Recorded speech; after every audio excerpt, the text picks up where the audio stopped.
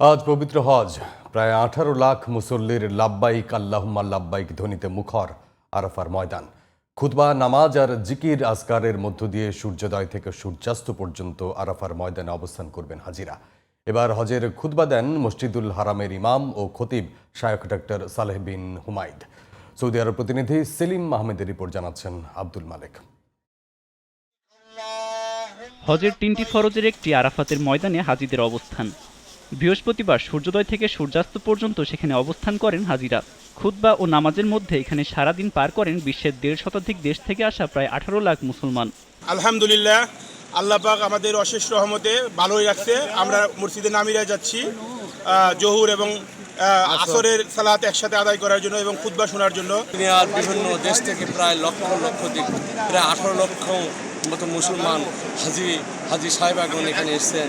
আল্লাহ সবাইকে মাফ করে দেন। আমরা আল্লাহর রহমতে খুব সুন্দরভাবে এখানে এসে পৌঁছেছি। আমাদের কাছে অনেক ভালো লাগছে। আল্লাহ যেন আমাদের হজ কবুল করেন এবং আমাদের সুন্দরভাবে হজের সমস্ত রিচুয়ালসগুলো সম্পন্ন করার তৌফিক দান করেন। বাংলাদেশের সব হজ প্রত্যাশী সৌদি আরব পৌঁছেছেন বলে জানিয়েছেন ধর্ম উপদেষ্টা। আল্লাহ তাআলার রহমতে আজ সকালেও অনেকে এসে পৌঁছেছেন। এখন মিনার প্রান্তর লব্বাইক আল্লাহুম্মা লব্বাইক ধ্বনিতে মুখরিত হচ্ছে। হজের আনুষ্ঠানিকতা শুরু হয়ে গেছে। এবারে হজের খুতবা দেন মসজিদুল হারামের ইমাম ও খতিব শায়খ ডক্টর সালেহ বিন হুমাইদ। সে সময় বিশ্বের সকল মুসলিম উম্মার শান্তি কামনায় দোয়া ও দিক নির্দেশনা দেওয়া হয়। এই খুতবা সারা বিশ্বে 34টি ভাষায় সরাসরি সম্প্রচার করা হয়েছে। হজের নিয়ম অনুযায়ী হাসপাতালে চিকিৎসাধীন হাজিদের স্বল্প সময়ের জন্য অ্যাম্বুলেন্সে করে আরাফাতের ময়দানে নেওয়া হয়। সূর্যাস্তের পর আরাফাতের ময়দান থেকে প্রায় 10 কিলোমিটার দূরে মুজদালিফায় রাত্রি যাপন করবেন হাজিরা।